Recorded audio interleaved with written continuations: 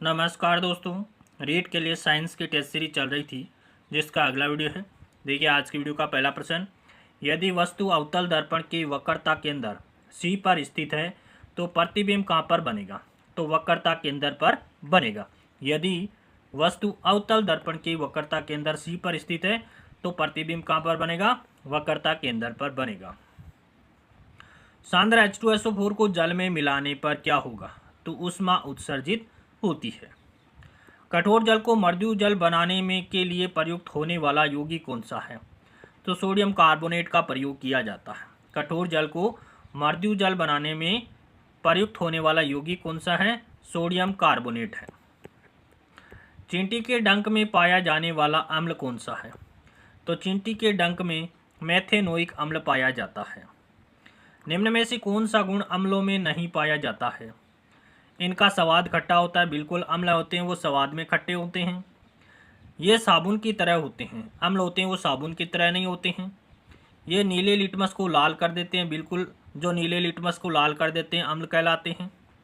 इनका पीएच मान 7 से कम होता है। बिल्कुल सही है, अम्ल का पीएच मान 7 से कम होता है। ऑप्शन ब यहाँ पर करेक्ट आंसर हो जाएगा। निम्नलिखित में से सत्य कथन चुनें। अम्ल सारक सूचक रंजकों के मिश्रण होते हैं।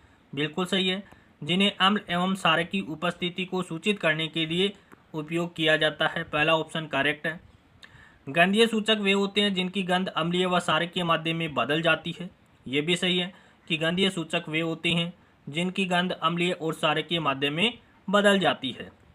लिटमस विलियन बैंगनी रंग का रंजक होता है। लिटमस है विलियन वो कैसा होता है? बैंगनी रंग का रंजक होता है जो थेलोफाइटा समूह के लीचेन यानी लाइकेन पौधे से निकाला जाता है। बिल्कुल राइट बात है।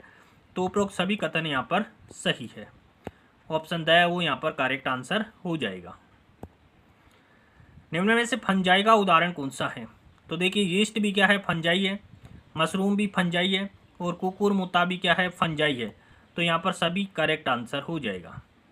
जिन जंतुओं में कवच पाया जाता है उसे कहा जाता है? तो मोलस्का संघ के अंतर्गत आते हैं। जिन जंतुओं में कवच पाया जाता है वो मोलस्का संघ के प्राणी होते हैं। निम्न में से द्विपदीय नाम पद्धति को शुरू किया था किसने? केरोलस लीनियस ने किया था। द्विनाम पद्धति किसने शुरू की? केरोलस लीनियस के द्वारा की गई। परमाणु क्रमांक 30 वाला तत्व कौन सा है? तो जिंक का परमाणु क्रमांक 30 होता है। जिंक का परमाणु क्रमांक कितना होता है? 30 होता है। कोबाल्ट का कितना होता है? 27 होता है। निकल का 28 होता है। कॉपर का 29 होता है और जिंक का 30 होता है। निम्नलिखित में से किस लवण में क्रिस्टलन का जल नहीं पाया जाता है? तो देखिए नीला तोता जिसको तूतिया कहते हैं में क्रिस्टलन का जल पाया जाता है। दोने के सोडे में भी पाया जाता है। खाने का सोडा बेकिंग सोडा में क्रिस्टलन जल नहीं होता है, जिप्सम में पाया जाता है। ऑप्शन सी यहाँ पर करेक्ट हो जाएगा। देखिए नीला तोता का सूत्र होता है CuSO4 5H2O। इसमें 5 अणु जल के पाए जाते हैं। दोने का सोडा होता है Na2CO3 10H2O। इसमें भी जल का क्रिस्टलन पाया जाता है। खाने का सोडा होता है NaHCO3। इसमें क्रिस्टलन जल नहीं पाया जाता है। जिप्सम CaSO4 2H2O इसमें भी 2 अणु जल के पाए जाते हैं। कैल्शियम कार्बोनेट CaCO3 के विभिन्न रूप कौन कौन से हैं? देखिए चूना पत्थर है जिसको अंग्रेजी में लाइमस्टोन कहते हैं। खड़िया है जिसको अंग्रेजी में चौक कहते हैं। संगमरमर है जिसको अंग्रेजी में मार्बल कहते हैं। ये किसके रूप है? तो ये कैल्शियम कार्बोनेट के रूप है।